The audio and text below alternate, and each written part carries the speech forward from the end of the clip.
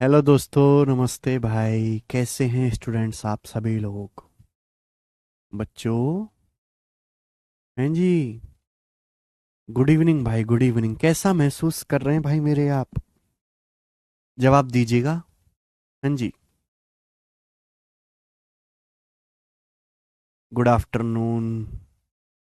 बढ़िया लग रहा है बच्चों। चलिए, हम लोग परसेंटेज पढ़ा रहे हैं मेरे प्यारे भाई। प्रतिशत परसेंटेज के बिल्कुल बेसिक सवाल हमने शुरू किए, बिना लैंग्वेज वाले, जो परसेंटेज की बेसिक परिभाषा से सवाल होते हैं। ठीक है ना?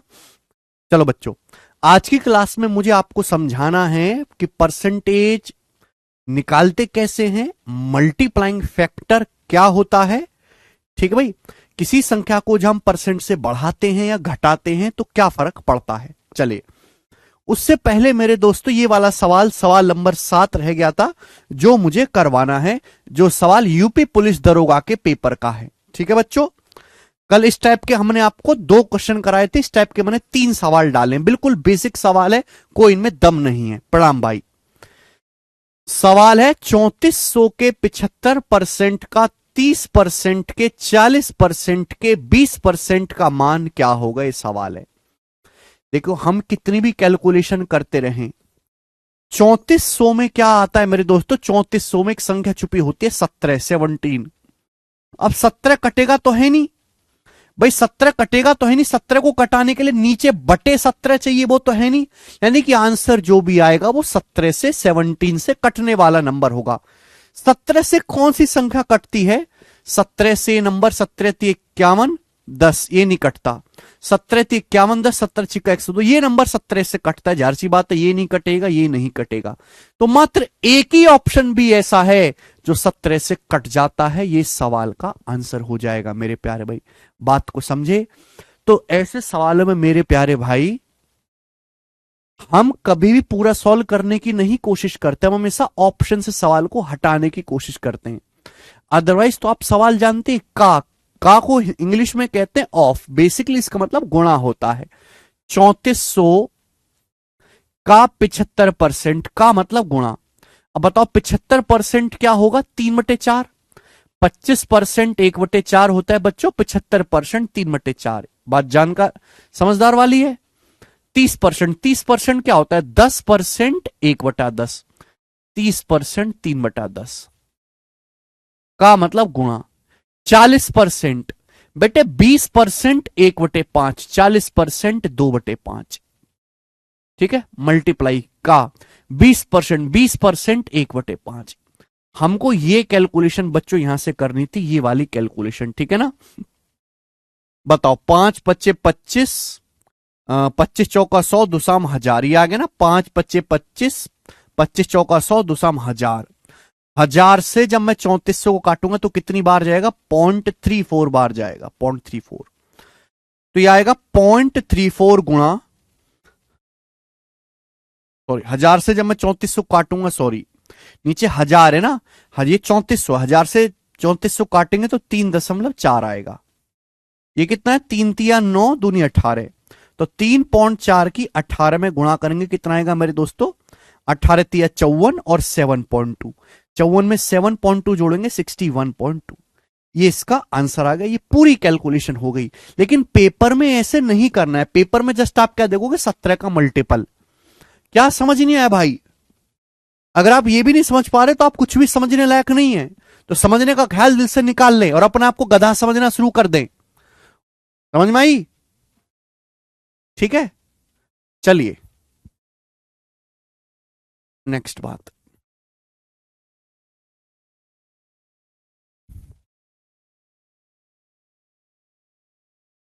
चलिए मेरे प्यार भी ध्यान से सुनिएगा मेरे दोस्तों। सर, सेवंथ हमने 17 से मल्टीपल देखा, 17, 17 से कटने वाला नंबर। प्लीज कल का लेक्चर देख के आए, कल का लेक्चर देख के आए भाई साहब।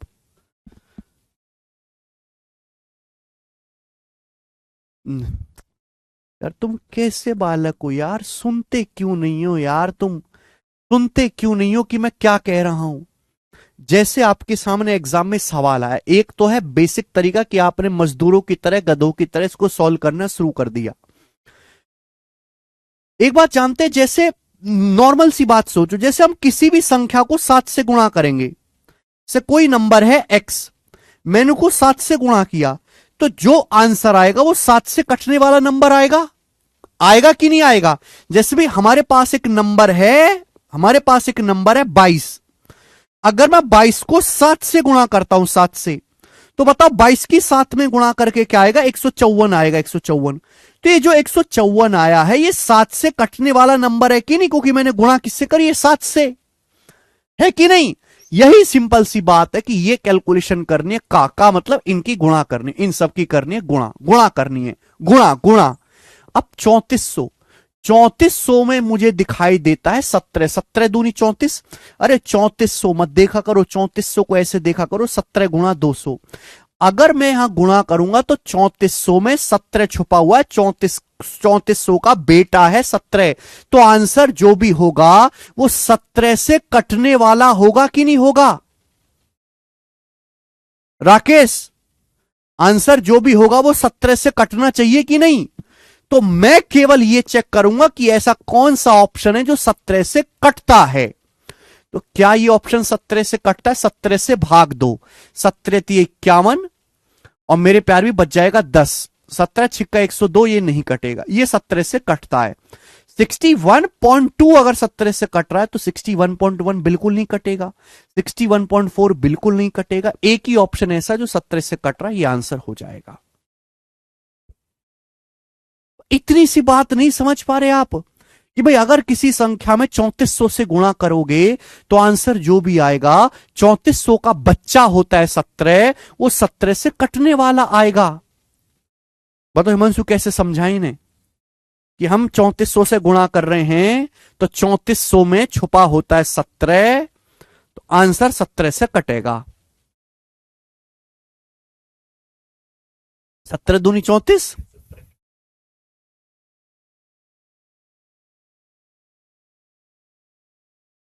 ठीक है बेटे। चलिए, अगर दो ऑप्शन 17 से कट जाते तो हम दूसरा जुगाड़ ढूंढते, वो भी फेल हो जाता तो तीसरा जुगाड़ ढूंढते, जुगाड़ पे जुगाड़ ढूंढते। आगे चलते मेरे दोस्त, चलिए ध्यान से समझिएगा मेरे प्यारे भाई, और बड़े प्यार से समझिएगा जो मैं आपको समझाऊंगा। अब क्लियर है? बहुत प्यार से देखो बच्चों,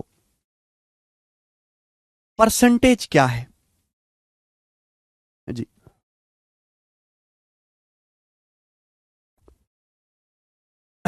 हर संख्या अपने आप में 100% होती है। परसेंटेज की जरूरत हमें क्यों पड़ी? परसेंटेज की जरूरत पड़ती है तुलना करने के लिए, कंपेयर करने के लिए। जैसे बच्चों मैं आपसे एक सिंपल सी बात पूछता हूं, 169 is what percent of 260? 169 is what percent of 260? 169 is what percent of 260? ये सवाल बेटे मैंने आपसे पूछा। हिंदी में अगर इसको हम कहेंगे तो हिंदी में कहेंगे कि 169 260 का कितना प्रतिशत है? 169 260 का कितना प्रतिशत है? 169 260 का कितना प्रतिशत है? ये बात मैंने आपके सामने लिखी मेरे प्यार में। देखिए सभी लोग ध्यान से सुनिएगा, आदमी की फितरत है कंपेयर करने की, तुलना करने की। भाई मेरी लंबाई 5 फुट 6 इंच है, 5 फुट 6 इंच, दूसरे आदमी की लंबाई 5 फुट 11 इंच है, तो आदमी को क्या होती है? चिड़न होती है। तो आदमी अंदाजा लगाता है ये मुझसे इतना ज्यादा लंबा है, ये मुझसे इतना ज्यादा कमाता है, ये मुझसे जितना ज्यादा नीच गिरा हुआ आदमी है, ये इस तरह ज्यादा कमीना है, ये इतना ज्यादा कंजूस है। ठीक है ना? तो कंपेयर करते हैं आदमी, तुलना करता है। अब खुल्लम खुल्ला बताओगे कि ये आदमी उससे 1 लाख रुपए महीने ज्यादा कमाता है, सबको पता लग जाएगा।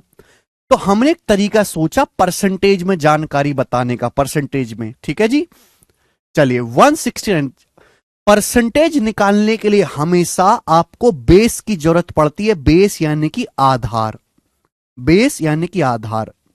परसेंटेज हमेशा किसी ना किसी को बेस मान के निकाली जाती है।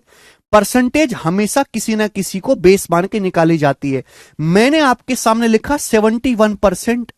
अरे किसका 71%? कैसा 71%? काहे का 71%? पहले आपको यह पूछना चाहिए कि 71% किसका, किसका। समझ में? अगर आपके सामने लिखा है 71%, तो सवाल यह भी आना चाहिए कि किसका 71%, काहे का, किस चीज का, किस वस्तु का, किस क्वांटिटी का। समझ में आया? तो परसेंटेज हमेशा किसी संख्या को बेस मान के, आधार मान के निकाली जाती है।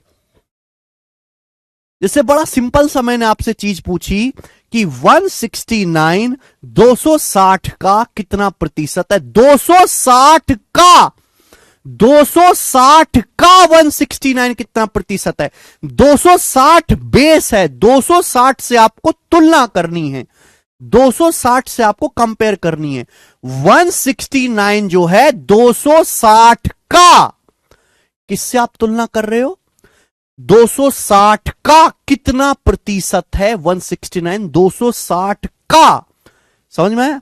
तो 260 आपका बेस है। बेस को हमेशा क्या रखते हैं? बेस को हमेशा नीचे रखते हैं। ये 5वीं क्लास में सिखाया जाता है परसेंटेज निकालना। बेस को हमेशा नीचे रखते हैं। ठीक है भाई। 260 169 260 का तुलना किससे कर रहे हैं? 260 से। भाई इस आदमी की औकात अगर 260 रुपए की है, मेरे पास 169 रुपए, तो कितना प्रतिशत है? 169 260 का कितना प्रतिशत है? 169। तो जो वैल्यू आपको निकालनी है परसेंटेज में, उसको हमेशा ऊपर रखेंगे। ये सिखाया बचपन में। बेस हमेशा नीचे आएगा। 100 से गुणा करेंगे, 100 से गुणा करेंगे, परसेंटेज का साइन लगाएंगे। 100 से गुणा करेंगे, प्रतिशत का साइन लगाएंगे। समझ में आया? तो बेस को मेरे दोस्तों हमेशा नीचे रखा जाता है। आपको निकालना है 169 260 का कितना 260 का 260 का तुलना किससे हो रही है? 260 की। हम अपनी तुलना किससे करते हैं? अंबानी से। अंबानी से। तो बेस क्या है? अंबानी। जो बेस होता है वो हमेशा नीचे रखा जाता है। जिसकी आपको परसेंटेज निकालने उसको हम ऊपर रखते हैं। बस सिंपल सी कैलकुलेशन करो। किससे जाएगा भी? 13 से चला जाएगा। 13 से 116 13 बार, 13 से जाएगा 20 बार, 20 बार। 20 से 100 कितनी बार चला जाएगा बेटे? 5 बार, 5 बार। तो आएगा 13 पंजे 65%। 13 पंजे 65%। बताओ बचपन में सभी लोगों ने बात सीखी है 65%। ठीक है जी। हाँ जी अमन, वो भी बताऊंगा। 65%। समझ में आए? यहां तक किसी को कोई समस्या? तो परसेंटेज हमेशा बेस मान के निकाला जाता है। किसी संख्या को बेस मान के निकाला जाता है। एक बात सुनिएगा, जितने भी बच्चे 5वीं पास हैं वो सारे बालक इस बात को जानते हैं, लेकिन इसकी गहराई को नहीं जानते कि ये ऐसा हुआ क्यों है। हम जिस आदमी से तुलना करते हैं, जिस आदमी से हम तुलना करते हैं, जिस संख्या से हम कंपेयर करते हैं, वो हमेशा 100% होती है। जो बेस होता है मेरे प्यार भी, जो बेस है वो हमेशा 100% होता है, 100% होता है मेरे प्यार भी। बेस हमेशा 100% होता है, 100% होता है प्यारे बच्चों। इस सवाल में कहा गया था कि 169 260 का कितना परसेंट है? 169 260 का कितना परसेंट है? 260 का। 260 का तुलना किससे हो रही है? 260 से। तो 260 हमारा बेस है। 260 हमारा बेस है। तो 260 100% की वैल्यू के बराबर है। 260 100% है। 100%। आपसे पूछा गया कि 169 260 का कितना प्रतिशत है। हम 169 की तुलना कंपेयर कर रहे हैं 260 से। 260 बेस है। बेस हमेशा 100% होता है। तो सवाल बेसिकली यह है कि अगर 260 100% के बराबर है तो 169 कितना परसेंट है? 169 कितने प्रतिशत के बराबर है? यह सवाल था मेरे प्यारे बच्चों। एक्चुअली में ये चीज तो बाद में आई है जिसे रट लिया। असली कहानी जो है बेसिक वो ये है कि हम जिस संख्या से तुलना करते हैं, जिस संख्या से हम तुलना करते हैं मेरे प्यारे भाई, वो 100% होती है। जैसे आपका पड़ोसी दिन के 3000 रुपए कमाता है। 3000 रुपए आपका पड़ोसी। और आप कमाते हो एक दिन में 500 रुपए, तो आप बताओ आप अपने पड़ोसी का कितना परसेंट कमाते हो? पड़ोसी का सुनो, आपका पड़ोसी एक दिन में 3,000 रुपए कमाता है, एक दिन में 3,000 रुपए, आप एक दिन में 500 रुपए कमाते हो। तो अब बताओ आप अपने पड़ोसी का तुलना क्या है? पड़ोसी की इनकम से। पड़ोसी की इनकम 3,000 बेस हो गया, आप कमाते हो एक दिन में 500 रुपए, कितना कमाते हो? 1/6, और 1/6 को ही हम 16.66% कहते हैं। तो मेरे प्यारे भाई, जो हमारा बेस होता है वो हमेशा 100% होता है। 260 अगर 100% के बराबर है तो 169 कितना प्रतिशत है मेरे प्यारे भाई? अगर मैं यहां से 260 100% के बराबर है तो एक कितना प्रतिशत होगा? एक कितने प्रतिशत के बराबर होगा? 260 आएगा नीचे। एक एक नियम पढ़ा है बचपन में आप लोगों ने? क्या आप लोगों ने बचपन में यूनिटरी मेथड या एक एक नियम पढ़ा है हिंदी में? अगर 260 100% के बराबर है तो एक का मतलब यह होगा 260 उधर चला जाएगा, भाग में, बटे में चला जाएगा। अगर एक का मतलब यह है बेटे, तो 169 का क्या मतलब होगा? 169 की परसेंटेज में क्या मतलब होगा? 169 से गुणा, 169 गुणा 100% बटे 260। यही मतलब होगा कि नहीं होगा मेरे प्यारे भी? बोलो, आप बोलोगे हां जी सर यही मतलब होगा। ठीक है जी, क्लियर? किसी बच्चे को कोई समस्या? कोई समस्या नहीं है। 260, ये 260 को मैं थोड़ा यहां लिख देता हूं नीचे। बताओ, यही चीज है जो आपके सामने लिखी हुई है, यही चीज है मेरे दोस्तों आपके सामने लिखी हुई है।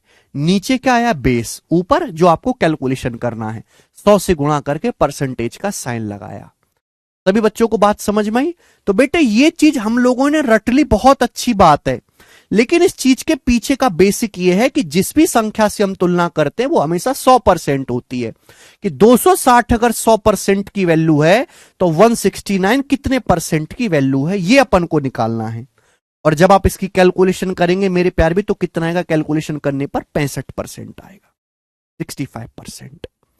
ठीक है बच्चों, आप बोलोगे हां जी सर बिल्कुल सही, एकदम करेक्ट है, कोई परेशानी इसमें नहीं है।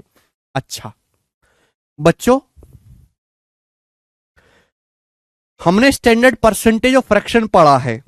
ठीक है, बचपन में हम ये चीज करते थे, अच्छी बात है, लेकिन आज थोड़े समझदार हो गए तो इतना लिखने की जरूरत नहीं पड़नी चाहिए। क्वेश्चन है 169 260 का कितना प्रतिशत है? तो 260 क्या है? बेस। 260 आपका बेस है, नीचे आएगा। 169 कितना परसेंट है? 169 ऊपर आएगा, 169 ऊपर आएगा। आप इनका क्या ले लेंगे? रेशियो या अनुपात। क्या ले लेंगे बेटा? रेशियो या अनुपात है। किससे जा रहा है? 13 से। 13 से कट रहा है मेरे दोस्तों 13 बार, 260 कट रहा है 13 से 20 बार, 13/20। ये परसेंटेज में आ गया। मैंने आपको पढ़ाया है कि 1/20 5% होता है, ये 13/20 है, 13 गुना। तो 13/20 कितना होगा? 13 गुना 65%, 13 पंजे 65%, 65%। समझ में आया? आप बोलोगे हां जी सर बिल्कुल सही, एकदम अच्छी तरीके से समझ में आया, कोई भी परेशानी इसमें नहीं है। इस तरीके से आपको करना है क्योंकि आपको स्टैंडर्ड परसेंटेज आती है पहले से। अच्छा, एक और चीज मैं आपसे पूछता हूं, यही बेसिक है मेरे प्यारे भाई। 5वीं क्लास में परसेंटेज निकालना सीख लेते तो सरकारी नौकरी की तैयारी में थोड़ा ना निकालना सिखाता मैं। कितने शर्म की बात है कि आपको परसेंटेज निकालना सिखाना पड़ रहा है। दूसरा सवाल हम आपसे पूछते हैं मेरे दोस्तों, ध्यान से सुनिएगा।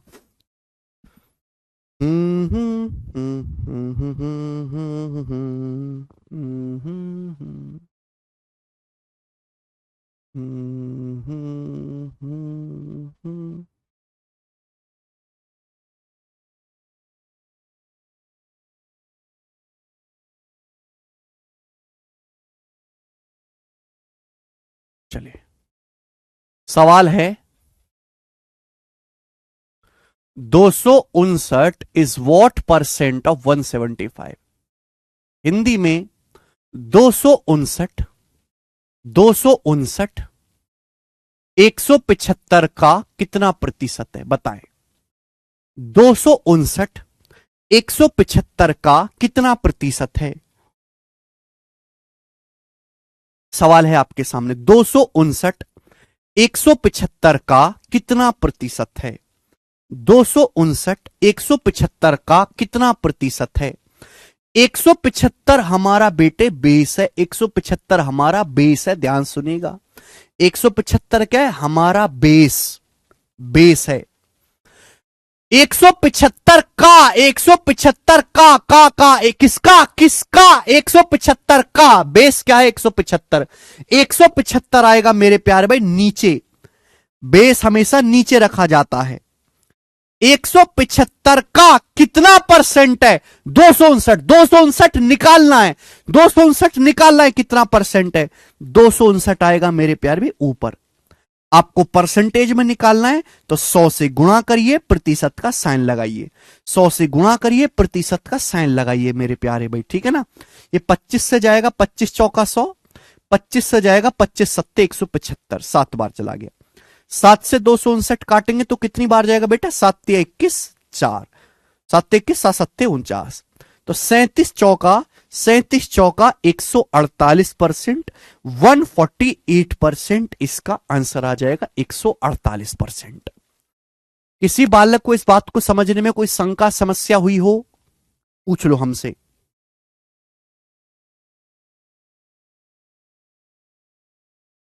इसमें तो किसी को कोई समस्या नहीं हुई ना मेरे प्यारे बच्चों?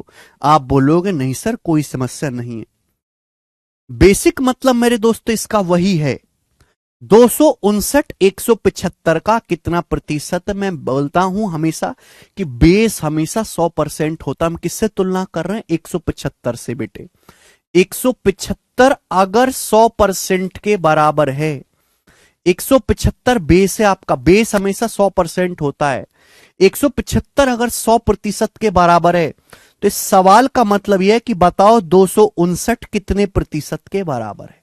259 कितने प्रतिशत के बराबर है? बेस हमेशा 100% होता है। यह बात अपनी नसों में बिठा लीजिए कि बेस हमेशा 100% होता है। 175 बेस है, बेस 100% के बराबर है, तो 259 कितना प्रतिशत है? सवाल ये था मेरे प्यारे भाई। आप ऐसे भी सोच सकते हैं कि 175 100% के बराबर है। अगर मैं दोनों तरफ 25 से काट लू, लेफ्ट साइड में भी राइट साइड में भी 25 से काट लो, 25 सत्ते 175, 25 चौका 100, 25 सत्ते 175, 25 चौका 100, तो 7 का मतलब क्या आएगा? 4%। 25 सत्ते 175, 25 चौका 100 कट रहा है, आसानी से कट रहा है तो काट लो। बताओ ये कितने गुना हो गया बेटे? 7 से 259 कितने गुना हुआ? तो आप कहोगे सर 7 21 बच गया 4, 7 सत्ते 49, 37 गुना हो गया सर। 7 का 37 गुना होता है सर 259, तो यहां भी 4 का 37 गुना होगा, यहां भी 4 का 37 गुना होगा। 4 का 37 गुना कितना होता है? 120 और 28 148%, यानी कि 259 148% के बराबर है। ये इसका आंसर आएगा 148%। समझ में आया? क्लियर है? आप बोलोगे हां जी सर बिल्कुल सही बात, एकदम क्लियर है। ओके, चलिए आगे चलते हैं मेरे प्यारे भाई। नेक्स्ट बात आगे मैं आपसे पूछता हूं, ये बताइएगा जल्दी से और बड़े प्यार से आप मुझे बताइएगा, ठीक है ना।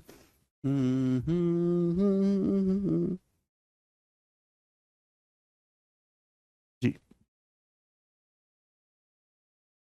133 is what percent? 133 is what percent more than 95? 133 is what percent more than 95? बताए, करिए जल्दी से। हिंदी में अगर मैं लिखूंगा बिल्कुल ढंग से पढ़ेगा। 133 95 से 133 95 से कितने प्रतिशत अधिक है? 133 95 से कितने प्रतिशत अधिक है? 133 95 से कितने प्रतिशत अधिक है? बताएं जल्दी से फटाफट।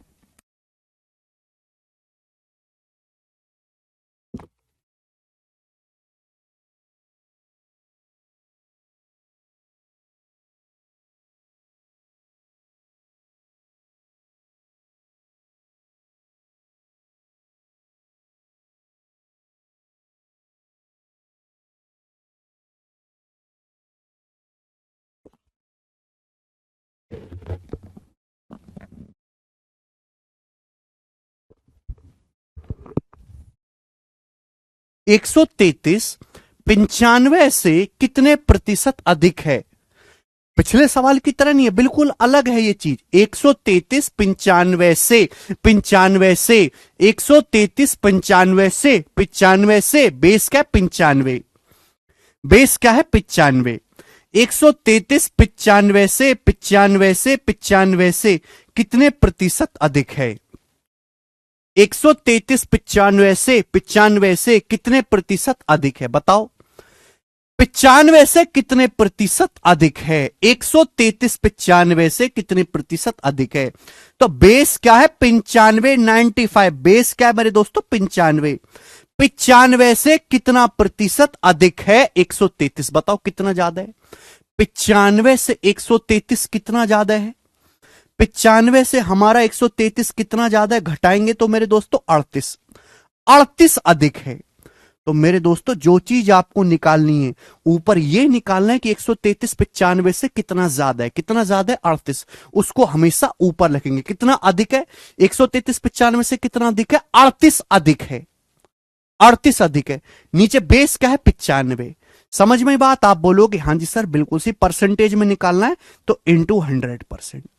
परसेंटेज में निकालना है तो कितना हो जाएगा मेरे दोस्तों? इंटू 100%। आप बोलोगे हाँ जी सर बिल्कुल सही। किससे चला जाएगा? 19 से। 19 दूनी 38, 19 पंजे 95, 200/5। 200/5 आ गया मेरे प्यारे दोस्तों 40%। तो 133 95 से 40% अधिक है। यानी कि अगर 95 को 40% आप बढ़ाओगे तो 133 आ जाएगा। 140 नहीं है, इसका आंसर है 40%। बोलो। किसी बालक को कोई समस्या? आप बोलोगे हाँ जी सर बिल्कुल सही, कोई समस्या नहीं है। आप इस बात को रेशियो से भी कर सकते हैं। सवाल यह 133 95 से कितना परसेंट अधिक है? 133 95 से कितना प्रतिशत अधिक है? बेस क्या है? 95। बेस क्या है मेरे दोस्तों? 95। बेस को हमेशा लेफ्ट साइड में लिखा करो। बेस को हमेशा लेफ्ट साइड में लिखा करो। 95 से 133 कितना परसेंट ज्यादा है? परसेंटेज भी एक टाइप का अनुपात ही तो है। आप इसका रेशियो ले लो। क्या ले लीजिए मेरे दोस्तों? आप इसका अनुपात ले लीजिए। अनुपात 95 से 133 कितना परसेंट ज्यादा है? आप इसका अनुपात ले लीजिए। अनुपात किससे चला जाएगा बेटा? 19 से चला जाएगा। 19 पंजे 95, 19 सत्ते 133, 5:7। 19 पंजे 95, 19 सत्ते 133। आप मुझे बताओ सवाल में क्या है? 133 95 से कितना परसेंट ज्यादा है? मैंने अनुपात ले लिया। अनुपात लेने से क्या है? कैलकुलेशन छोटी हो जाती है। आप बताओ बेस कितना है? 5। बेस कितना है? 5। बताइएगा 5 से 7 कितना ज्यादा है? 5 से 7 कितना ज्यादा है? 2 ज्यादा है। 2 अधिक है। 2 अधिक कितना ज्यादा है मेरे दोस्तों? 2 ज्यादा है। 5 से 7 कितना ज्यादा है? 2 ज्यादा है। 1/5 परसेंटेज में निकालना है। 1/5 20% होता है। 2/5 40%। 2/5 की परसेंटेज में क्या वैल्यू होगी? 40%। 1/5 20%, 2/5 40%। समझ में आया? तो फिर से बताइए। फिर से बताने लायक चीज नहीं है बेटे ये। फिर से बताइए। फिर से बताने लायक चीज नहीं है। अगर आप इन बातों को भी एक बार में नहीं समझ पाते तो ये सब छोड़ो। एक साथ साथ आप 5वीं क्लास का ट्यूशन भी लगा लीजिए। नौकरी की तैयारी होती रहेगी, साथ साथ 5वीं क्लास का ट्यूशन भी लगा लो एक साथ के साथ। ये उम्मीद थोड़ी ना करी जाती कि ऐसी चीज आप 2 बार में समझोगे या 10 मिनट में समझोगे। एक बार में समझ लेनी है। एक बार में है। 5वीं फेल थोड़ ना हो। आगे चलेंगे। नेक्स्ट एक और चीज हम आपसे पूछते हैं, ध्यान से सुनिएगा। सभी लोग ध्यान से सुनिएगा मेरे प्यारे भाई, और बहुत प्यार से सुनिएगा सभी। हाँ जी।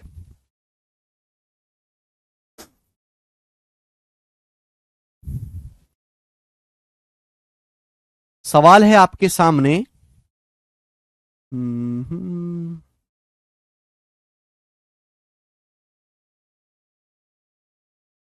192 इज 192 नहीं, 168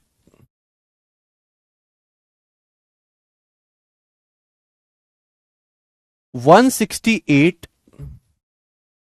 is what percent less than 240? 168 240 से कितने प्रतिशत कम है? 168 240 से कितने प्रतिशत कम है? जवाब दीजिएगा मेरे दोस्तों, ढंग से सुनेंगे। 168 240 से कितने प्रतिशत कम है? 168 240 से किससे? सबसे पहले ये देखो बेस क्या है, किससे? 240 से, 240 से 168 240 से, तो बेस क्या है? 240। बेस क्या है बेटे? 240। 240 कहां आएगा? नीचे। 240 कहां आएगा? नीचे मेरे प्यारे भाई। आप बोलोगे हां जी सर बिल्कुल सही। 240 कहां आएगा? नीचे। ये आपका बेस है, यही आपका बेस है। अब पूछा क्या है? 168 240 से कितने प्रतिशत कम है? कितने प्रतिशत कम है? बताओ कितना कम है? 168 240 से कितना कम है? तो 240 में से 168 घटाएंगे तो बताओ कितना आएगा? 72। कितना आएगा मेरे दोस्तों? 72 आएगा कि नहीं आएगा? 72 आएगा। 168 240 से कितना कम है? 72 कम है। 72 कम है। परसेंटेज में निकालना है, परसेंटेज में निकालना है तो 100 से गुणा करिए, प्रतिशत का साइन लगाइए।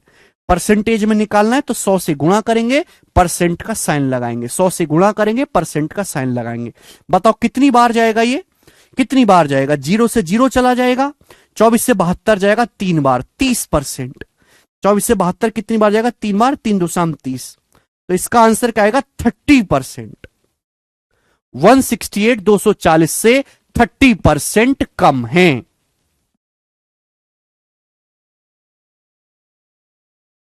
थर्टी परसेंट क्लियर है? आप बोलोगे हां जी सर बिल्कुल सही। इस बात को आप रेशियो से भी कर सकते हैं, अनुपात से। परसेंटेज और अनुपात में कोई फर्क नहीं है। परसेंटेज एक टाइप का मजाक है और उसके साथ आपको खेलना सीखना है। ठीक है मेरे प्यारे भाइयों। 168 240 से कितना परसेंट लेस है? 168 240 से 168 is what percent less than 240? 240 क्या है? बेस। 240 आपका बेस है। बेस से कितना कम है? 168। आप इसका रेशियो ले लो। बेस से कितना कम है? 168 रेशियो ले लो, रेशियो ले लो। जब आप रेशियो लोगे तो क्या आएगा? ये 24 से कट जाएगा बेटा, 24 2 240, 24 7 168। ये रेशियो 24 से कट जाएगा, 10 रेशियो 7। इसका मतलब मैं कह सकता हूं कि अगर बेस आपका 10 है, बेस अगर आपका 10 है तो 10 से 7 कितना कम है मेरे प्यारे भाई? 10 से 7 कितना कम है? 3 कम है। माइनस साइन, माइनस साइन केवल ये बताता है कि कम, लेस। प्लस है, प्लस का मतलब ज्यादा होता है, प्लस का मतलब ज्यादा, माइनस का मतलब कम।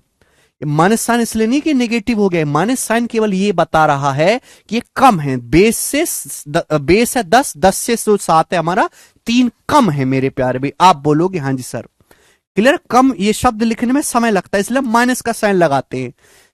ठीक है बच्चे। प्लस, प्लस का मतलब ज्यादा है। 1/10 क्या होता है? ये फ्रैक्शन में आया, परसेंटेज में क्या होगा? 1/10 10%, 3/10 30%, 30%। तो चाहे आप रेशियो से करें, चाहे आप इस तरीके से करें, दोनों का वैसे मतलब देखा जाए तो सेम ही है, कोई नई चीज है नहीं। मुझे लगता है मेरे सारे भाइयों को ये बात बड़ी अच्छी तरीके से समझ में आई है।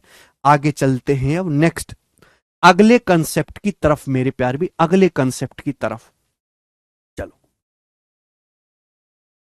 अगले कंसेप्ट की तरफ प्यार से सुनेगा मेरे दोस्तों। चलिए, अगर हम किसी संख्या को 35% बढ़ाएं, एग्जाम्पल के लिए, अगर किसी संख्या को 35% बढ़ाएं, प्यार से सुनिएगा मेरे दोस्तों, प्यार से देखो मेरे प्यारे भाई।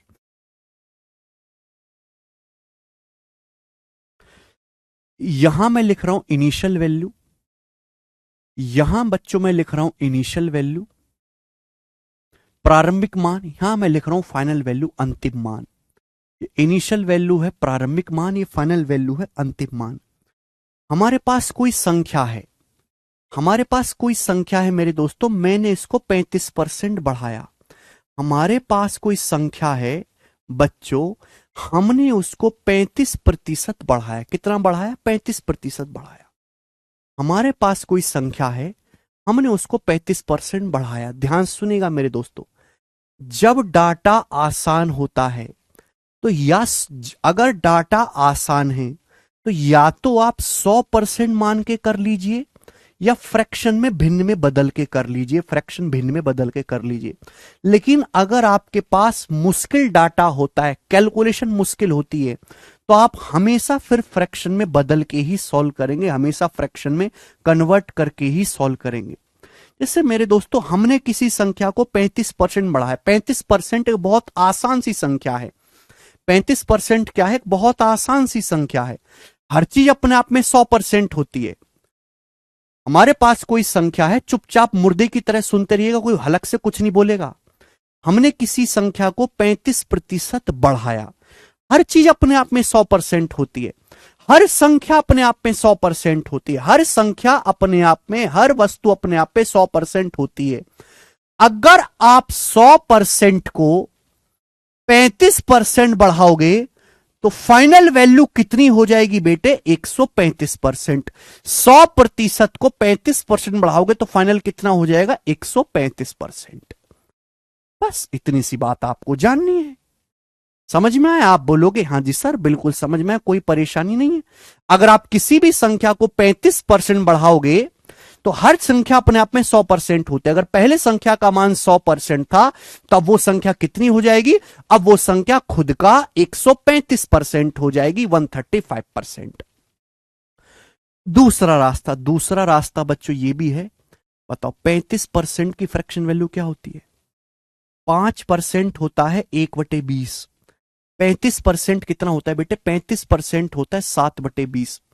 35% कितना होता है? 35% होता है 7/20। 35% कितना होता है मेरे प्यारे बच्चों? 7/20। 35% क्या होता है? 7/20।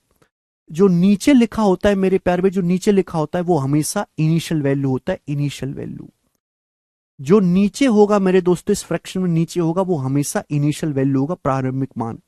यानी कि मैं कहूं अगर किसी संख्या का मान 20 यूनिट है, अगर किसी संख्या का मान 20 यूनिट है मेरे दोस्तों, अगर किसी संख्या का मान 20 यूनिट है, अगर किसी संख्या की वैल्यू शुरू में 20 यूनिट है, तो 20 का, ये बड़ी इंपॉर्टेंट कैलकुलेशन है, 20 का 35% ही, 20 का 35% निकालो। ध्यान सुनिएगा, 20 का 35% कितना होता है बेटे? 20 का 35% क्या होता है? 7 आएगा।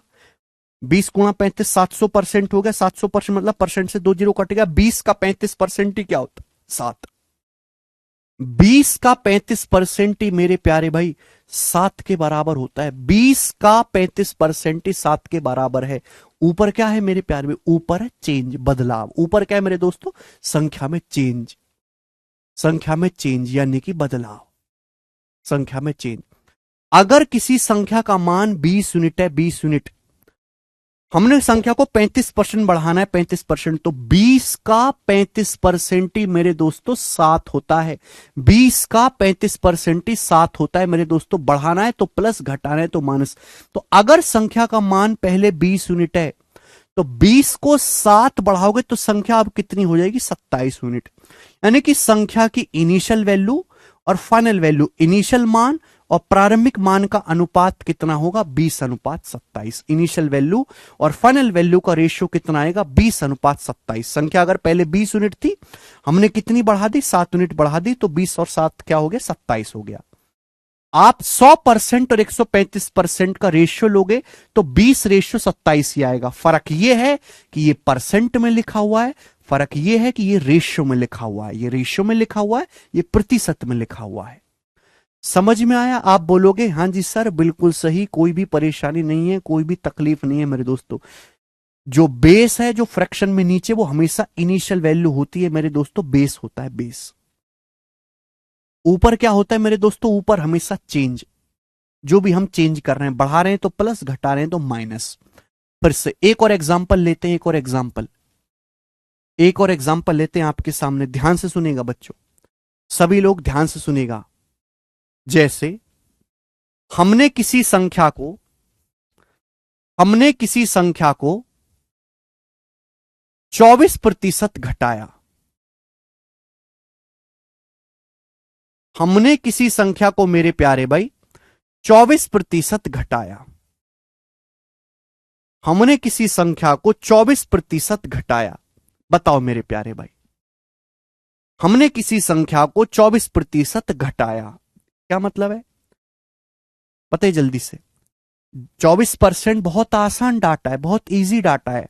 हर संख्या अपने आप में 100% होती है। हर संख्या शुरुआत में अपने आप में 100% होती है। अगर किसी संख्या को मैं 24% घटाऊंगा, अगर किसी संख्या को मैं 24% घटाऊंगा, 100% थी, मैं 24% घटाऊंगा तो संख्या कितनी रह जाएगी? 76। 100 में से 24 घटाएंगे, संख्या खुद का कितनी हो जाएगी? 76% हो जाएगी, 76% हो जाएगी। कितनी हो जाएगी मेरे प्यारे में? 76% हो जाएगी, 76% हो जाएगी। आप बोलोगे हाँ जी सर बिल्कुल सही, कोई भी परेशानी नहीं है।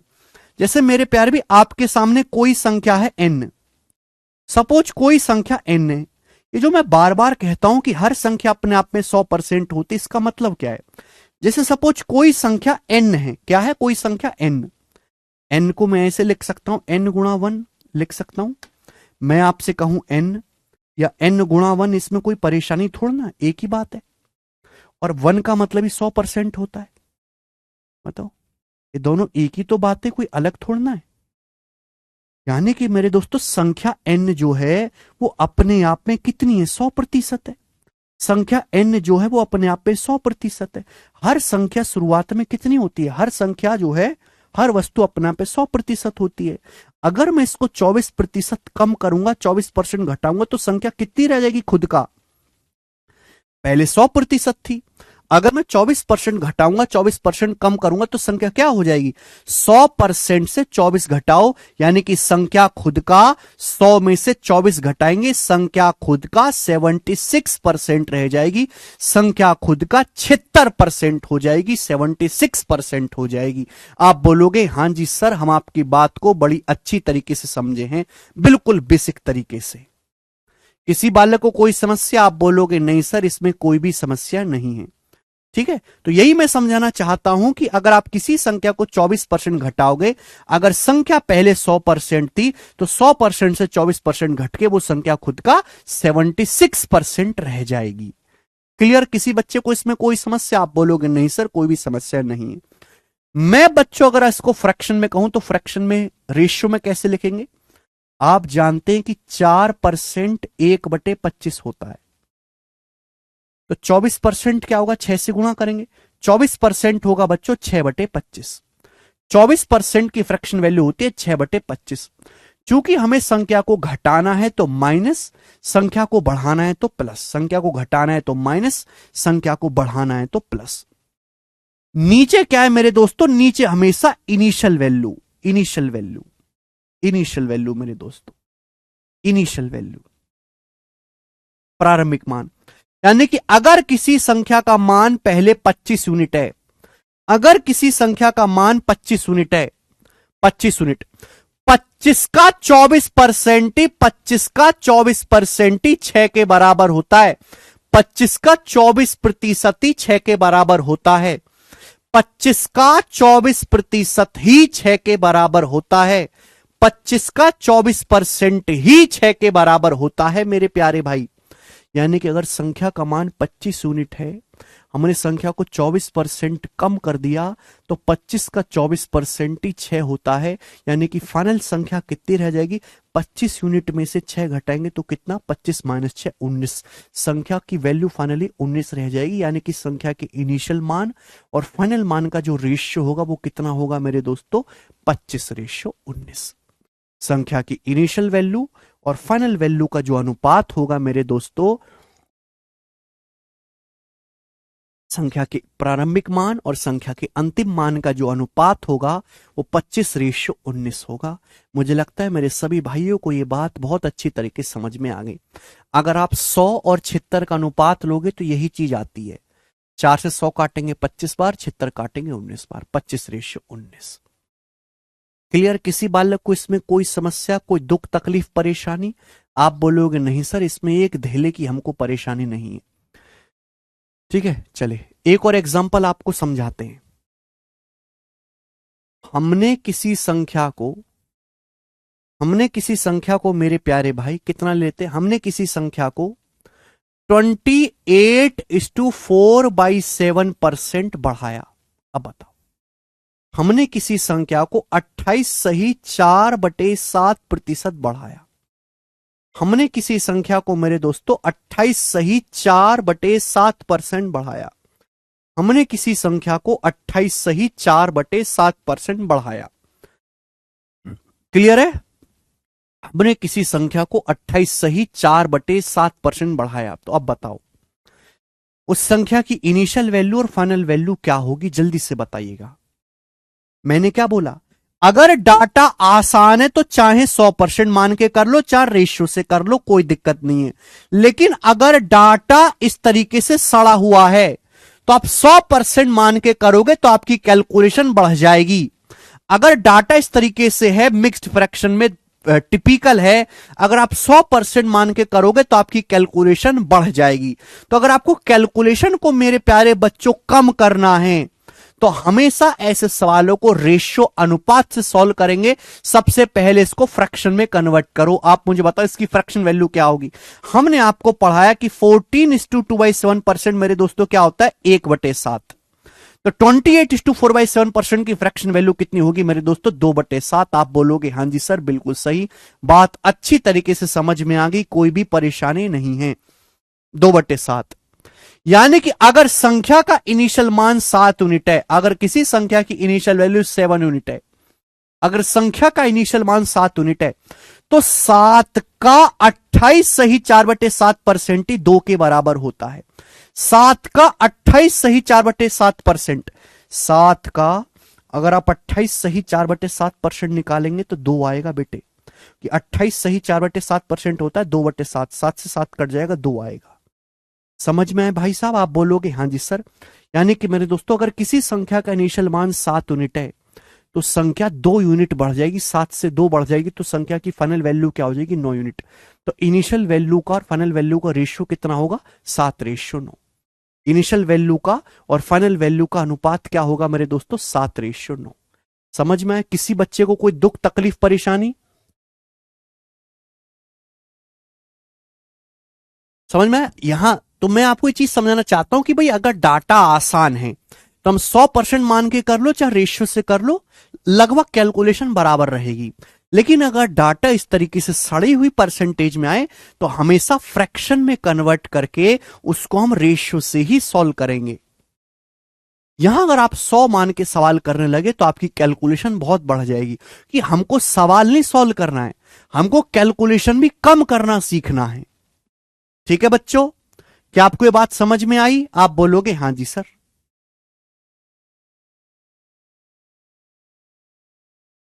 हाँ, 7 सही 1/7%, 1/14, 7 से 1/7% का 4 गुना है ये, 4/14 2/7 हो जाएगा। आगे चलेंगे, एक और लास्ट एग्जांपल लेता हूं मेरे प्यारे भाई, फिर मैं आपको दूसरी चीज पढ़ाऊंगा। एक और लास्ट एग्जांपल हम आपके सामने लेते हैं, प्यार से सुनिएगा मेरे प्यारे बच्चों, प्यार से। ठीक है जी भाई, हमने किसी संख्या को 36.66% घटाया। तो बताओ उस संख्या की इनिशियल वैल्यू का और फाइनल वैल्यू का अनुपात रेशियो क्या होगा, बताइए जल्दी से। भाई 36.66 तो बहुत टिपिकल परसेंटेज है ना, 100 मान के तो करेंगे नहीं, फ्रैक्शन से करेंगे। हमने किसी संख्या को 36.66% घटाया तो संख्या की इनिशियल वैल्यू और फाइनल वैल्यू का अनुपात क्या होगा मेरे प्यारे बच्चों, जवाब दीजिएगा जल्दी से। देखिए 36.66% क्या होता है बेटे, कल की क्लास में शायद मैंने ये चीज आपको बताई थी। 36.66 को हम ऐसे लिख सकते हैं 30% प्लस 6.66%, 30% प्लस 6.66%। 30% होता है 3/10, 6.66% होता है 1/15, 30 15 कैल्शियम होता है 30, 30 3 3 15 2 30, 11/30। तो 36.66% की फ्रैक्शन वैल्यू होगी मेरे प्यारे बच्चों 11/30। हमने घटाना है तो माइनस, बढ़ाना है तो प्लस। आप बोलोगे हाँ जी सर बिल्कुल सही, बात को अच्छी तरीके से समझे, कोई भी दिक्कत तकलीफ परेशानी इसमें नहीं है मेरे प्यारे बच्चों। तो जैसे आप मुझे बताओ मेरे प्यारे भी कि अगर संख्या का इनिशियल मान 30 यूनिट है, अगर संख्या का इनिशियल मान मेरे दोस्तों 30 यूनिट है, 30 यूनिट, हमने संख्या को 36.66% घटाना है, तो 36.66% की फ्रैक्शन वैल्यू कितने 11/30। तो बच्चों 30 का 36.66% ही 11 के बराबर होता है। 30 का 36.66% ही 11 के बराबर होता है। अगर संख्या का इनिशियल मान 30 यूनिट है तो 30 में से 11 घटाएंगे तो संख्या का फाइनल मान कितना होगा 19 यूनिट। 30 माइनस 11 19, तो इनिशियल वैल्यू से फाइनल वैल्यू का रेशियो कितना आएगा बच्चों 30:19। समझ में आया? आप बोलोगे हां जी सर बिल्कुल सही, एकदम अच्छी तरीके से समझ में आया, कोई भी परेशानी नहीं है।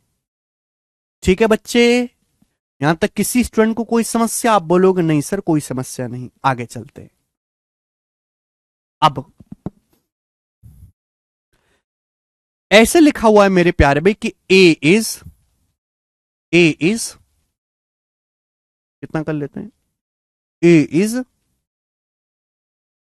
18.75% more than B.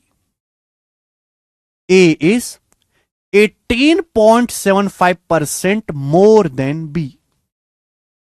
A is 18.75% more than B.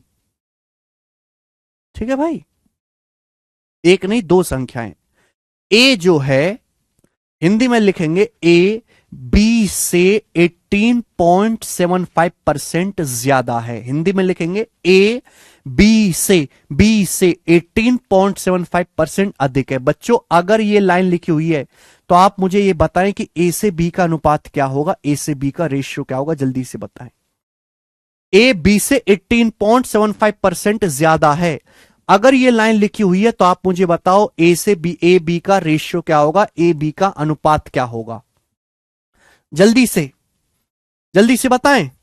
A B से बेस क्या है बी, यहां पे बेस क्या है बी है बेटे, यहां बेस क्या है बी है। ए बी से 18.75% अधिक है। 18.75% क्या है मेरे प्यारे भाई? भाई हमने आपको पढ़ा है 6.25% 1/16, ये 3 गुना है, 3 गुना है 3/16। ए बी से 18.75% ज्यादा है, किससे? बी से। ए ज्यादा है, किससे ज्यादा है? बी से। तो बेस क्या है बी, यानी कि अगर बी का मान 16 यूनिट है बच्चे, अगर बी का मान 16 यूनिट है, 16 यूनिट, तो ए कितना ज्यादा है? ए कितना ज्यादा है? ए 3 ज्यादा है। 16 से 3 ज्यादा यानी कि 19, यानी कि ए से बी का जो रेशियो होगा वो 19:16 होगा। 16:19 नहीं होगा घोंचुओ, 19:16 होगा। ये भी तो देखा करो कि बेस क्या है। ए बी से 18.75% ज्यादा है। ए बी से 18.75%, बी से बेस क्या है बी, यानी कि अगर बी का मान 16 यूनिट है तो 16 का 18.75% ही 3 होता है। यानी कि मेरे दोस्तों अगर बी 16 यूनिट है तो बी से 3 ज्यादा है ए, 16 से 3 ज्यादा क्या आएगा 19। तो ए से बी का जो रेशियो होगा वो 19:16 होगा। अरे डाउट नहीं है अब किसी को? समझ में आई बात? आप बोलोगे हां जी सर बिल्कुल सही। ठीक है, चले, कोई भी चीज छोड़ेंगे नहीं, हर बात को पूरी 5वीं क्लास पढ़ाएंगे आपको, पूरे 5वीं क्लास। ठीक है जी, चलिए आप इनको हल्के मत लो। जब ये सवालों में आता है ना, सवालों में तो कर नहीं पाते बच्चे। सवाल में आएगा आप यही नहीं पहचान पाओगे कि क्या बेस है, क्या ऊपर लेना है, क्या नीचे लेना है, पहचान ही नहीं पाओगे। एक चीज आपसे और पूछते हैं, P is 18:, P is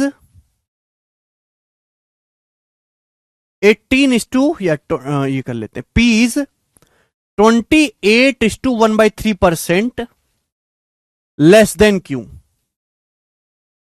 P is 28 is to 1/3% less than Q।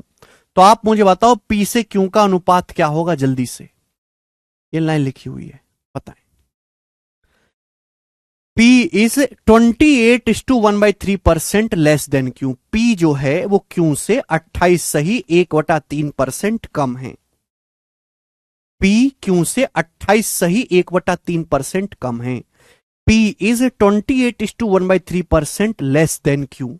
P is 28 is to 1/3% less than Q। Base क्या है? Q। Q से बेस क्या है? Q। बेस क्या है? Q। P Q से Q से Q से P कितना कम है? 28 सही 1/3% कम है। 28 सही 1/3% क्या होता है बेटे? 28 सही 1/3% को आप लिखोगे 20% 1/5 plus 8 is to 1/3% 1/12। 20% 1/5 plus 8 is to 1/3% 1/12। 5 12 का एलसीएम 60 आएगा, ऊपर आएगा 12 जमा 5 17, 17/60। तो 28 सही 1/3% की फ्रैक्शन वैल्यू आएगी मेरे दोस्तों 17/60। आप बोलोगे हाँ जी सर बिल्कुल सही। सवाल ये P क्यू से बेस क्या है? क्यू। बेस क्या है? क्यू। P क्यू से 28 सही 1/3% कम है। इसका मतलब अगर Q का मान 60 यूनिट है, अगर Q का मान 60 यूनिट है मेरे प्यारे भाई, तो 60 का 28 इस टू 1/3% ही 17 होता है। यानी कि अगर Q का मान 60 यूनिट है तो P 60 से कितना कम है? P जो है वो 60 से 17 कम है। 60 से 17 कम कितना आ जाएगा? 43। तो P से Q का जो अनुपात होगा वो 43:60 होगा। P से Q का जो अनुपात होगा वो 43:60 होगा। बात समझ में आई? कृष्णा जी पिछला लेक्चर देखा है आपने? आदित्य 6.25% 1/16। याद रखिए 18.75% 3/16 हो जाएगा। वो तो आप डिसाइड करोगे ना चंदन।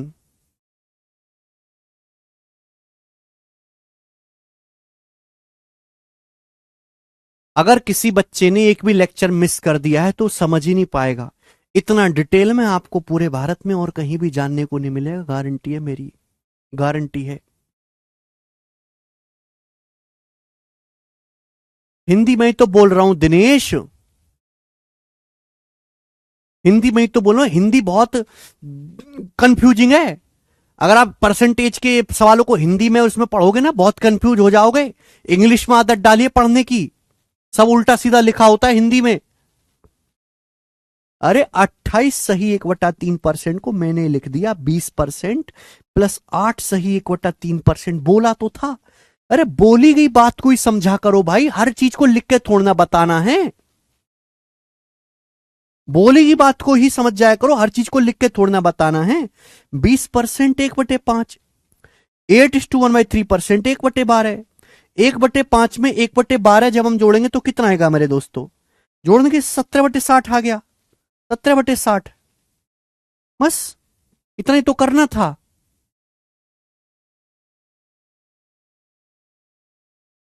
क्लियर है? आप बोलोगे हाँ जी सर एकदम क्लियर है। आगे चलते हैं मेरे दोस्तों, आगे।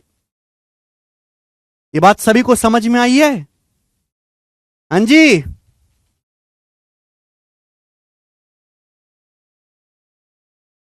नेक्स्ट चलो। ओके हाँ जी। अब जितना मैंने आपको पढ़ा है उस पर बेस सवाल मल्टीप्लाइंग फैक्टर मैं आपको कल समझाऊंगा मेरे प्यारे भाई, ठीक है? देख लेते, कोई जरूरत तो नहीं पड़ेगी उसकी। नहीं कोई जरूरत नहीं पड़ेगी मेरे प्यारे भाई। चलिए शुरू करते हैं। ये सवाल नंबर 2 बीच में छोड़ दिया था मैंने, बताइएगा। सवाल नंबर 2 बनाइए, एसएससी जीडी 2023 के पेपर का। फिर से मैं आपको बताता हूं कि आज की क्लास में मैंने आपको क्या पढ़ा है। मैंने आपको यह सिखाया कि परसेंटेज निकालते कैसे हैं। 259 175 का कितना प्रतिशत है, कौन प्रतिशत कम है, कौन प्रतिशत ज्यादा है, ठीक है? क्लियर है? फिर मैंने आपको यह समझाया कि इनिशियल वैल्यू संख्या के आरंभिक मान और अंतिम मान का अनुपात कैसे निकालेंगे। डाटा आसान है तो 100 मान के कर सकते हैं, लेकिन अगर डाटा टिपिकल है तो हमेशा फ्रैक्शन में कन्वर्ट करके करेंगे। बोले बात सही? आप बोलोगे हाँ जी सर बिल्कुल सही है, कोई भी परेशानी नहीं है। शुरू करते हैं सवाल। सवाल नंबर है बच्चों आपके सामने 2, करके बताएं जल्दी से। हाँ जी बनाओ। सवाल है 3755 का कितना प्रतिशत है जीडी का। और जीडी में ऐसे सवाल आ जाते हैं और भी कैलकुलेटिव आ रखे हैं। 37 इज व्हाट परसेंट ऑफ 55? 37 55 का, 55 का बेस क्या है बेटे? 55। बेस क्या है? 55। 37 55 का, 55 का कितना प्रतिशत है? 37। समझ में आया? आप बोलोगे हाँ जी सर बिल्कुल समझ में आया, कोई परेशानी नहीं है। बताओ परसेंटेज में निकालना है तो 100 से गुणा करेंगे, परसेंटेज का साइन लगाएंगे। बेस 55 है, 55 नीचे आएगा। 37 55 का कितना प्रतिशत है? 37 ऊपर, 100 से गुणा करेंगे, प्रतिशत का साइन। 5 से चला जाएगा 120 बार, 5 से चला जाएगा 55 हमारा 11 बार। तो 37 गुणा 20 आएगा 740/11। 740/11%। मतलब भाग देंगे तो कितनी बार जाएगा? 11 चिंग 66।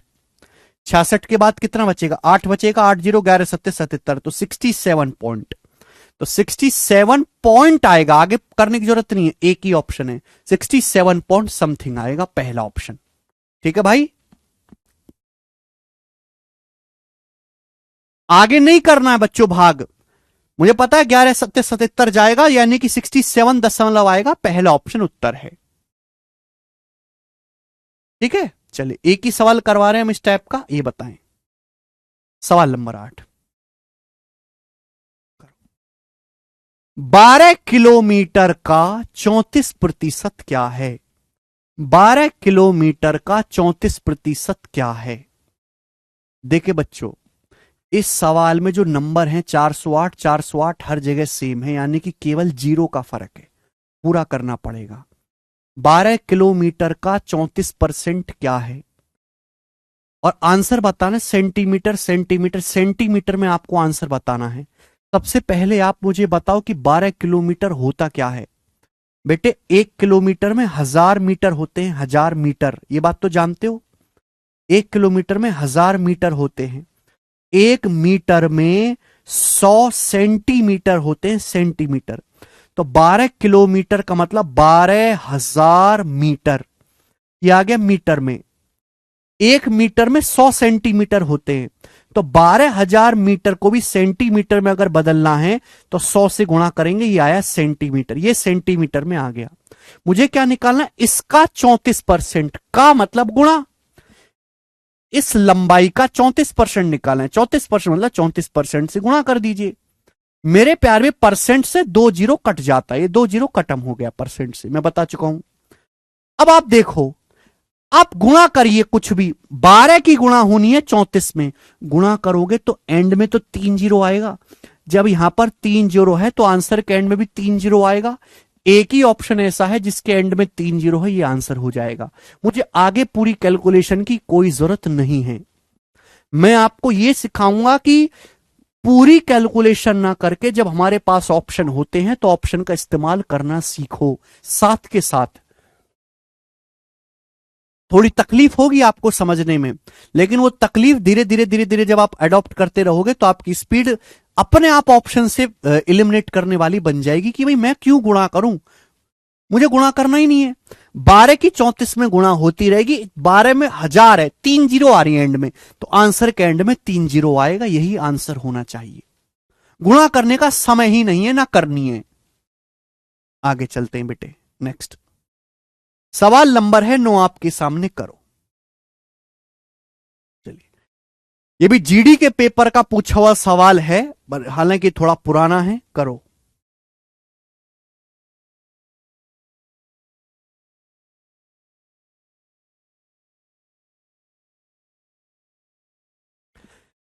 एक घंटे 45 मिनट की समय अवधि एक दिन का कितना प्रतिशत है? और ये आपके सामने आंसर है, काफी बुरे बुरे आंसर हैं, देखने में बनाएं। 1 घंटे 45 मिनट की समय अवधि एक दिन का कितना परसेंट है? एक दिन का। 1 घंटा 45 मिनट एक दिन का।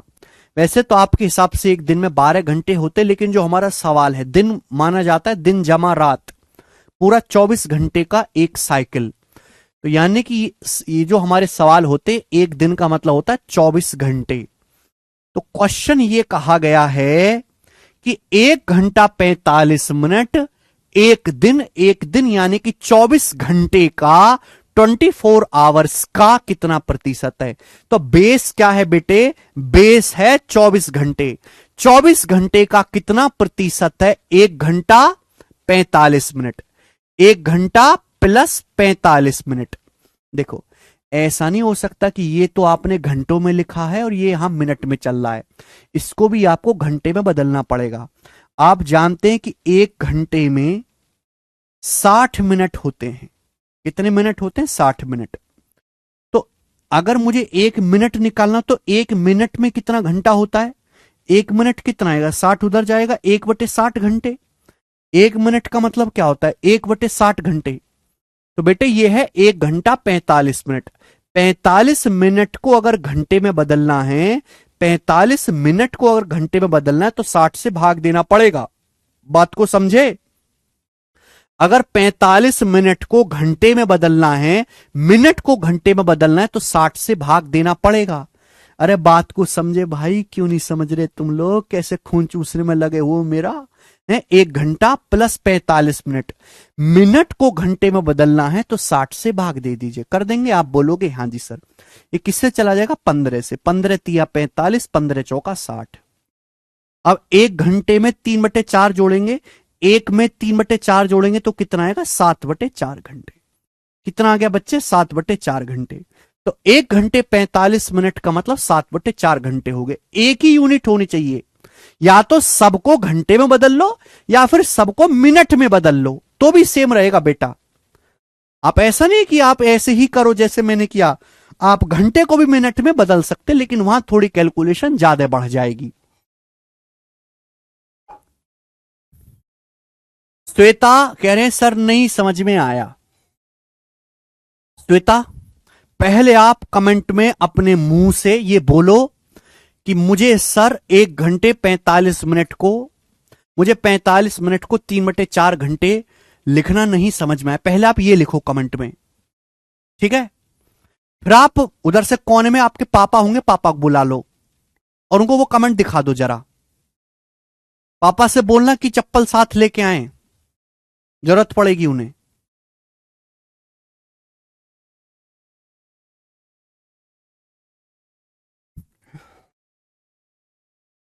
श्वेता, पहले आप कमेंट में लिखो सर 45 मिनट को 3/4 घंटा 60 से भाग करके मुझे नहीं समझ में आया।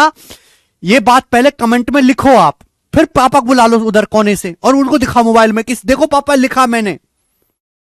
फिर वो अपना आप देख लेंगे क्या करना उन्हें।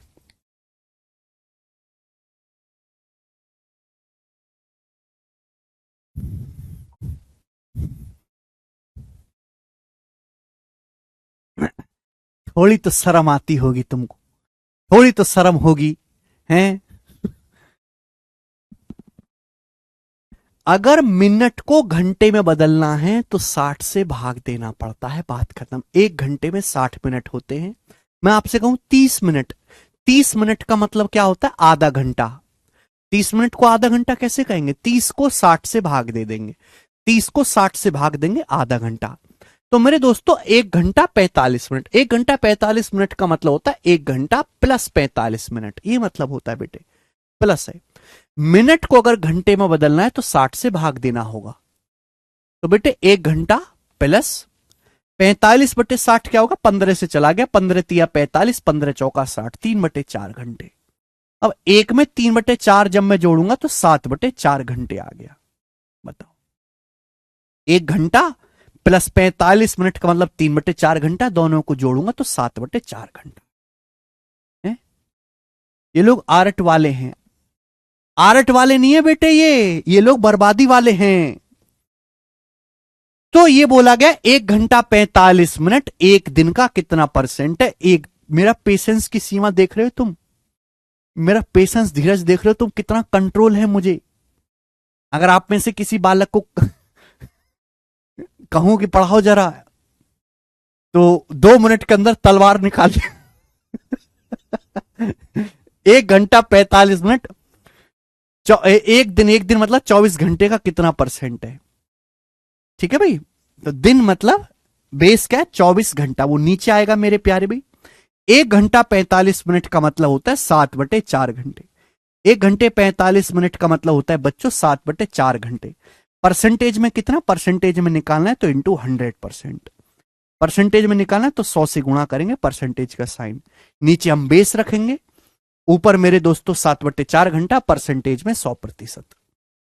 क्लियर? आप बोलोगे हाँ जी सर बिल्कुल सही। कुछ काट सकते हैं तो काट लो, नहीं तो रहने दो। ठीक है भाई, ये 4 से हमारा 100 कट जाएगा 25 बार। 4 से हमारा 100 कट जाएगा 25 बार। ठीक है ना? अब देखो, दो तरह के बालक होते हैं।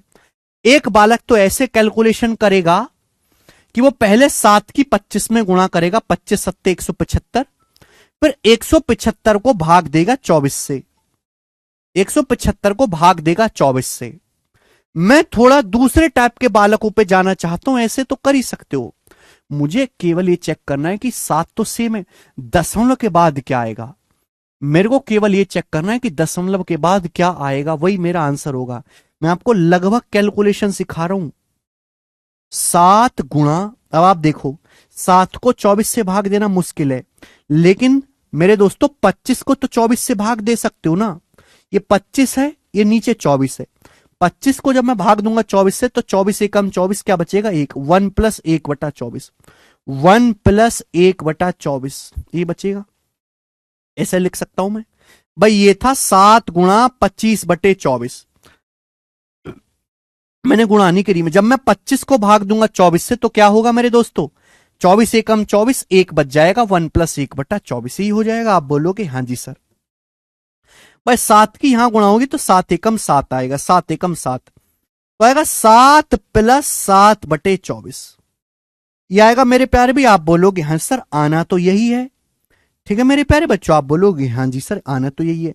ये वाला जो स्टेप देखो, एक दिन में ये सीखने वाली चीज नहीं है, ये 15-20 दिन में आएगी। 15-20 दिन तक मुर्दे की तरह सुनते रहो, है ना। अगर आपको नहीं समझ में आई तो जरूर नहीं कि अभी समझा जाए। ये विचार अपने मन से कतई निकाल दीजिए कि हर चीज अभी समझी जाए ना। समझ में आ गई तो ठीक है, ना तो आगे बढ़ जाओ। ये स्टेप आपको लिखना नहीं है, दिमाग में सोचना है। दिमाग में सीधा यहां से आपको यहां पे छलांग मारनी है। अभी नहीं होगा, धीरे धीरे होगा। धीरे धीरे धीरे धीरे आपकी कैलकुलेशन मजबूत होती जाएगी। तो 7 में 7/24 जोड़ना है। बताओ क्या आएगा? अगर मैं 7 को 24 से भाग दूंगा, 7 को 24 से भाग दूंगा, तो 3 से तो छोटा ही नंबर आएगा ना बेटे। अगर मुझे पता 24 तिया 72 होता है, मुझे पता 24 तिया 72 होता है, 24 तिया 72। अगर 24 की 0.3 में गुणा की जाए तो 24 तिया 72 क्या आएगा? 7.2 आएगा, 7.2। 24 तिया 72 होता है, अगर 24 की 0.3 में गुणा की जाए तो 7.2 आएगा। ये 7 है, 7। यानी कि अगर मैं 7 को जब 24 से भाग दूंगा तो अगर ये 7.2 होता, 7.2 होता, 7.2, तो कितनी बार जाता? 0.3 जाता। 24 तिया 72 0.3 जाता, लेकिन ये 7 है तो 0.3 से कम आएगी ये वैल्यू। 0.3 से हल्का सा कम, 0.3 से हल्का सा कम ये ऑप्शन नहीं है। 0.3 से हल्का सा कम ये ऑप्शन नहीं है। ये 0.3 से काफी कम है, 0.2 के नजदीक है। ये ऑप्शन 0.3 से हल्का सा कम है, 0.3 से हल्का सा कम 0.292। ये इसका आंसर होना चाहिए बी। खत्म। मैंने कोई भाग करके नहीं देखा। आपको समझाने में करूपा 10 मिनट लगेगा, करने में 10 सेकंड लगेगा। समझाने में और करने में बहुत फर्क है। ठीक है, ये सारी चीज मैंने आपको लिख के समझाई, बहुत समय लगा, आपको बहुत लेंदी लगा होगा, लेकिन जब एक दिन आप इसके खिलाड़ी बन जाओगे ना, कैलकुलेशन के खिलाड़ी, तो ये चीज 1-1, 2-2 सेकंड में आएगी। 1-1, 2-2 सेकंड में। कौशल जी आंसर अप्रोक्स है, लगभग भाग। 7 तो 24 से भाग होगा ही नहीं, इसलिए सवाल का आंसर अप्रोक्स लगभग में आएगा। अगर 7 की बजाय 7.2 होता तो क्या होता मेरे प्यारे भाई? 24 तिया 72 0.3 आता, लेकिन ये 7 है तो 0.3 से हल्का सा कम आएगा, वो एक ही ऑप्शन है बी। ठीक है जी, चलो आगे चलेंगे। नेक्स्ट क्वेश्चन, सवाल नंबर है 10। बनाएं बनाएं बेटे, जल्दी से बनाओ। अगला सवाल, सवाल है यदि 49% ऑफ एक्स बराबर वाई, 49% ऑफ एक्स बराबर वाई, तो आपसे पूछा है y% ऑफ 50 इज किसके बराबर है? 4 ऑप्शन है आपके सामने, बताएं। बिल्कुल सरल सवाल, इससे आसान सवाल कोई बन नहीं सकता। सवाल में बोला गया है इफ 49% ऑफ एक्स बराबर वाई, सवाल में आपको y का मान दिया, पूछा है y% ऑफ 50, ये आपसे पूछा है y% ऑफ 50 है क्या? ये है क्या? y का आधा ही तो है। y% ऑफ 50 का मतलब क्या है? 50%, ये y का आधा ही तो है। 50% मतलब आधा, यानी कि मुझे y का आधा पूछा है। मेरे पास y का मान है, आपसे y का आधा पूछा है। अगला टाइप आ गया, अगला टाइप, तो y का आधा 2 से भाग दे दो दोनों तरफ, लेफ्ट साइड में राइट साइड में दोनों तरफ 2 से भाग दे दो। आगे y का आधा, y का आधा क्या आ गया? 49 को 2 से भाग देंगे 24.5, 24.5% of x, 49/2 24.5, 24.5% of x, D option. ठीक है, अगला टाइप है मेरे प्यारे भाई आपका, अगला टाइप। ठीक है, बिल्कुल टाइप वाइज टाइप मैंने डाले हैं सवाल। 24.5% ऑफ एक्स, हम मिनट से भी कर सकते हैं प्रीति, लेकिन कैलकुलेशन ज्यादा हो जाएगी, बताएंगे बच्चों। 3 सवाल हैं इस टाइप के, बनाइएगा। अगला, मैं यही चीज बार बार एक ही चीज बोलता हूं कि परसेंटेज एक मजाक है। Have fun with percentage, percentage के साथ फन करिए।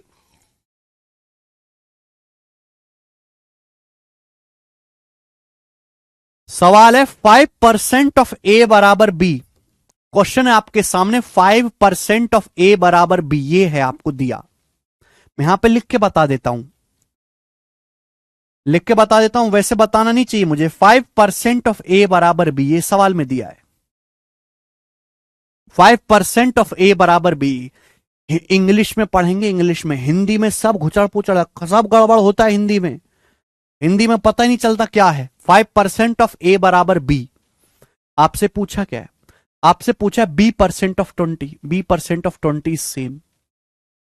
यदि 5% ऑफ ए बराबर बी है तो b% ऑफ 20 किसके बराबर है? b% ऑफ 20 का मतलब बेटे गुणा आगे पीछे सब गुणा ही तो, ये सब गुणा है, सब गुणा है, ये सब गुणा है, सब गुणा, गुणा आगे पीछे कैसे भी करो कोई फर्क नहीं पड़ता है। 20%, 20% क्या होता है? 1/5, यानी कि सवाल में आपसे b/5 पूछा है। 20%, 20%, 1/5 गुणा बी गुणा 1/5। सवाल में आपसे b/5 पूछा है, b/5, b/5, 5 से भाग देंगे, दोनों तरफ 5 से भाग करिए, दोनों तरफ b/5 पूछा है, निकाल के दो b/5, दोनों तरफ 5 से भाग दे दो। 5/5 क्या आ गया? 1, 1% ऑफ ए, ये आ गया बेटे 1% ऑफ ए। देखो कौन सा ऑप्शन 1% है?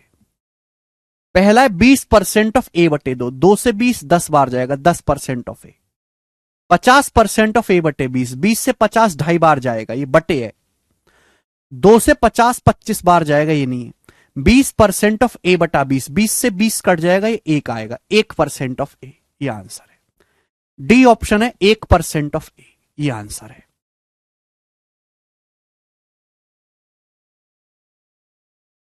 ठीक है बच्चे, 1% ऑफ ए, समझ में आया ना? देखो वैसे तो इस सवाल का आंसर ये है, लेकिन ऑप्शन में इस तरीके से लिख के नहीं दिया है। ऑप्शन में जो है बड़ा ही अजीब तरीके से लिख के दिया है, तो हम ऑप्शन को चेक कर लेंगे कौन से ऑप्शन 1% ऑफ ए है। ये वाला ऑप्शन है 20% ऑफ a/20, वो कि 20 से आपका 20 कट जाएगा। a/20 का मतलब ये होता है बेटा a/20, ठीक है ना? 20 से आपका 20 कट जाएगा, तो क्या बचेगा? 1% ऑफ ए, चौथा ऑप्शन आंसर होगा। बढ़िया सवाल है, अच्छा क्वेश्चन है। चलो एक और करेंगे लास्ट इस टाइप का, एक और करेंगे बच्चों लास्ट इस टाइप का। जिस चीज की आपको डिमांड हो वो कर दीजिए।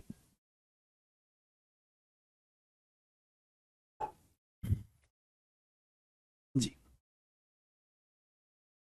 सवाल नंबर 12, एक और लास्ट इस टाइप का बनाएं। सवाल है यदि x% of A is the same as y% of B, पहली लाइन देखो बच्चों क्या लिखी है, x% of A is same as y% of B.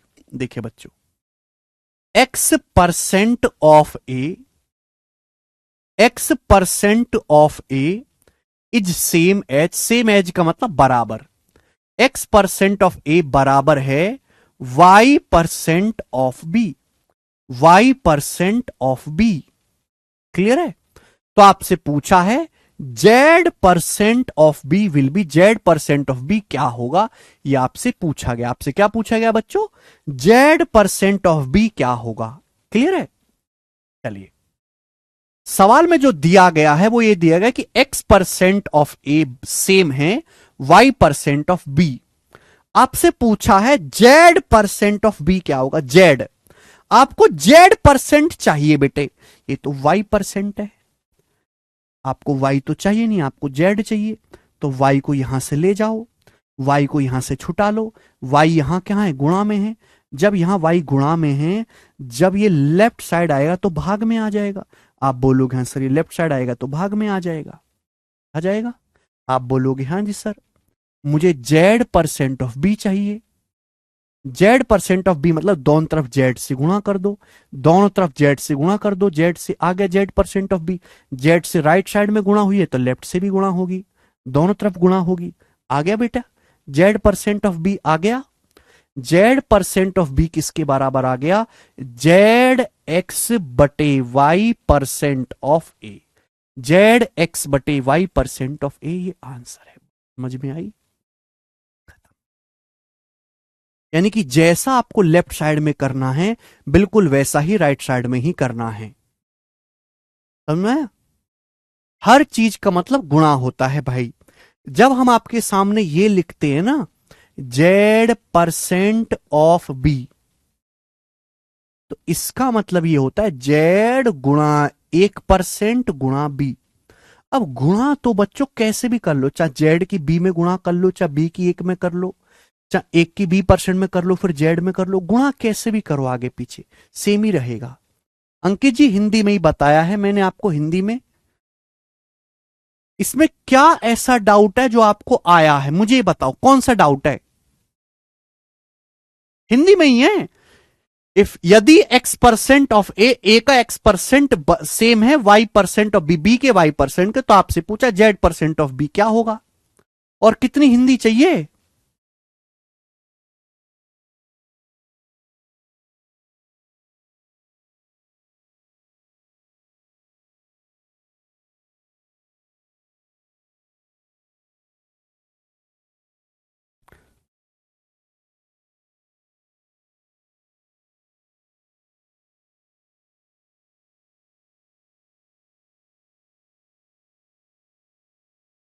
Okay,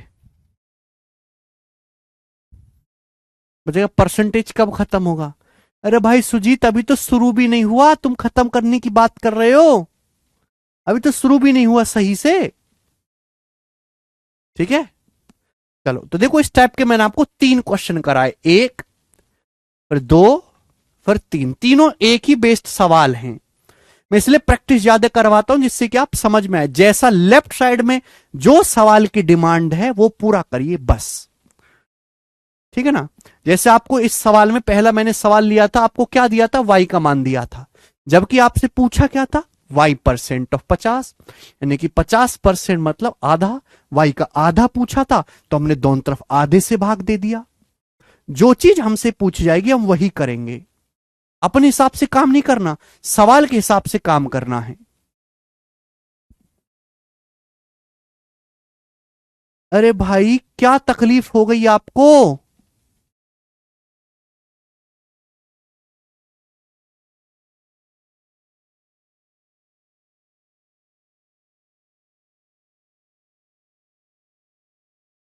आए समझ में? नेक्स्ट आगे चलेंगे दोस्त। सरल सी बात थी आपके सामने। ओके, सवाल नंबर 13 यहां से कल बताऊंगा, अगला टाइप है, अगला टाइप मैं आपको कल बताऊंगा। रिवीजन करके आया करो, घर से पढ़ के आया करो थोड़ा बहुत।